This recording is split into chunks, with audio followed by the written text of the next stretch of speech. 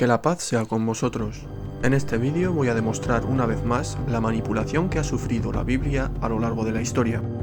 El tema de hoy es el origen pagano del libro de Esther, un libro considerado canónico en todas las Biblias de hoy, independientemente de la denominación a la que pertenezcas.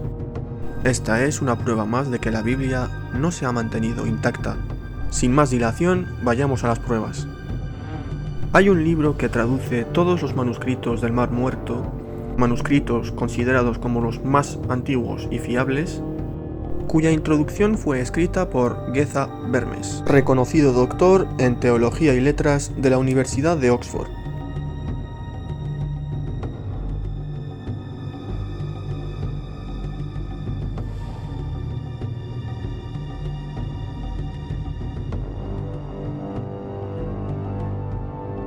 En la página 11 de la introducción leemos lo siguiente.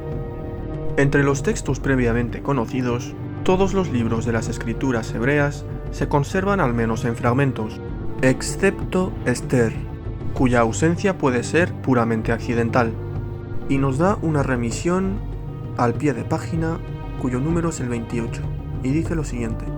Se sugiere que los fragmentos en arameo del manuscrito 550 de la Cueva 4 derivan de un proto-Esther.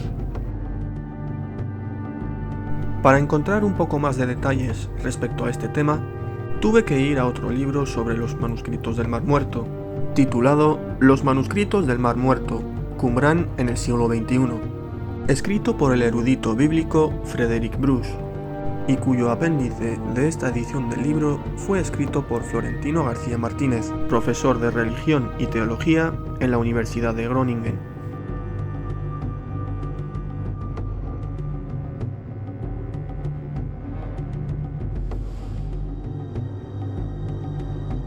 En la página 32 podemos encontrar algo realmente interesante. Dice lo siguiente. Entre todas estas cuevas, la que contenía la mayor abundancia de tesoros literarios era la Cueva 4. Decenas de miles de fragmentos de manuscritos fueron recuperados en esta cueva. Estos fragmentos habían formado parte en su momento de alrededor de 330 libros diferentes. 90 de estos libros formaban parte de la Biblia. Cada libro del Antiguo Testamento estaba representado en ellos, excepto Esther.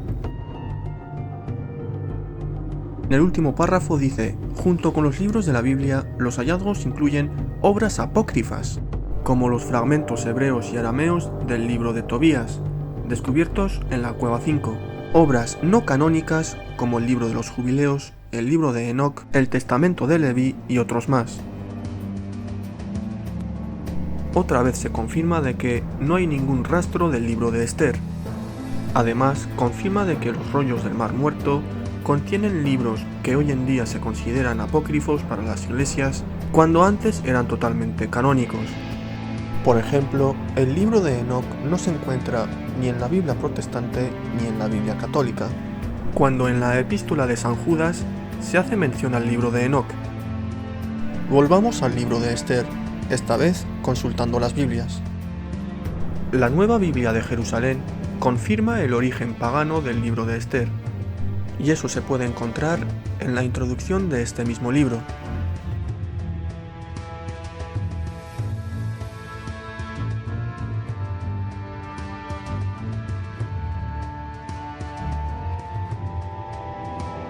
Podemos encontrar sorprendentes declaraciones como que el libro de Esther se tradujo al griego y se amplió notablemente.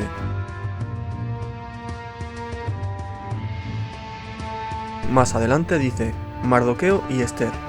Los nombres de Esther y Mardoqueo son de origen babilonio, Istar y Marduk. Más adelante dice, el autor introduce un elemento distorsionador de la secuencia. Habla del autor como si fuese anónimo. Por último, pero no menos importante, dice, pero no olvidemos que estamos ante un escrito de ficción y en parte cercano a la literatura apocalíptica judía. En el primer capítulo del libro de Esther hay un pie de página muy interesante. Dice lo siguiente. Los pasajes que damos en cursiva son los que el texto griego añade al hebreo y que San Jerónimo relegó al apéndice de su versión latina. La Iglesia reconoce como inspiradas estas adiciones. Luego dice lo siguiente acerca de los personajes del libro. Vashti, como Esther, es desconocida fuera de la Biblia, o sea que no hay evidencia histórica de su existencia.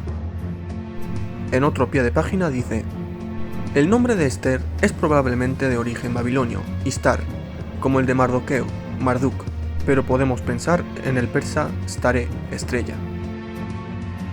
Todo esto apoya el hecho de que el libro de Esther no sea de origen divino, sino que se trata de un libro con influencia pagana que se introdujo en la Biblia. Ahora vayamos a otra versión de la Biblia, titulada El libro del pueblo de Dios.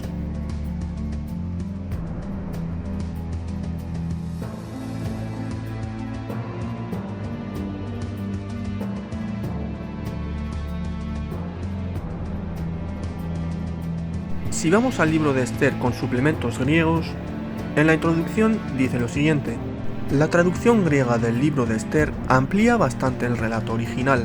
En el texto hebreo, el nombre de Dios no se menciona para nada. Que no se mencione a Dios dice mucho sobre el libro, además de ser manipulado posteriormente con añadiduras en griego. Si vamos al libro de Esther original, entre comillas, en su introducción dice lo siguiente: el arte con que están narrados los hechos muestra que el autor no se propuso escribir la crónica detallada de un hecho histórico preciso. Su intención fue más bien presentar en forma novelada una triste experiencia vivida repetidas veces por el pueblo elegido. En el siguiente párrafo dice: el recuerdo de la liberación evocada en este relato fue relacionado más tarde con la fiesta de los Purim. Así, dicha fiesta, de origen pagano y meramente profana, entró en el calendario de las fiestas nacionales del judaísmo, convirtiéndose en la celebración del triunfo del Señor sobre los enemigos de su pueblo. No cabe duda de que la religión pagana de Babilonia influyó bastante en la religión judía. Hay algo que me llamó siempre la atención, y es que ¿bajo qué autoridad añaden textos y capítulos a los libros bíblicos? ¿Acaso Dios les autorizó a los escribas a añadir y quitar textos? Un poco más adelante hay un pie de página interesante. Dice así: Hadassah, que significa mirto, es el nombre judío de Esther. Este último es un nombre de origen pagano, que recuerda a la diosa Istar, la Venus de Babilonia. En un pie de página del capítulo 3 dice: Pur, el autor emplea este término de origen babilónico porque de él tomará su nombre la fiesta de Purim. El mes de Adar corresponde a febrero-marzo. Todo esto no deja dudas sobre la influencia pagana que recibió el libro de Esther. Personajes ficticios, referencias a dioses paganos, falta de evidencias históricas y muchas cosas más. Prueba de ello es el personaje de Amán, el cual, según el libro de Esther, es descrito como el ministro del rey persa, afirmación que es históricamente errónea. En cambio, el Corán corrige este error, diciendo que el personaje de Amán fue ministro del faraón egipcio en la época de Moisés, que la paz de Dios sea con él. Que por cierto, esto lo demuestro con pruebas en uno de mis vídeos que os pondré en pantalla. Y voy a acabar el vídeo con la nueva versión estándar revisada, con los libros apócrifos. Es una versión que solo está en inglés y me gusta utilizarla a modo de estudio.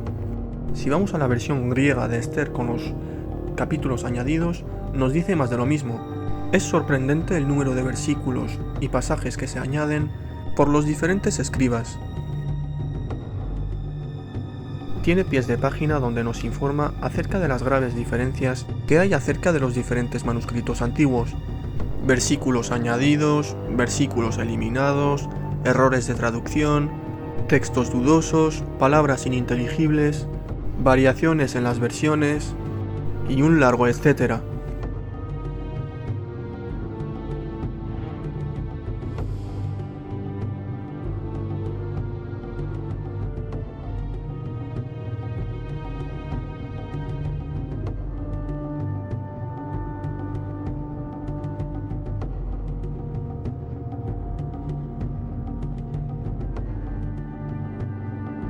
Espero que os haya gustado el vídeo, o que al menos os haya resultado interesante.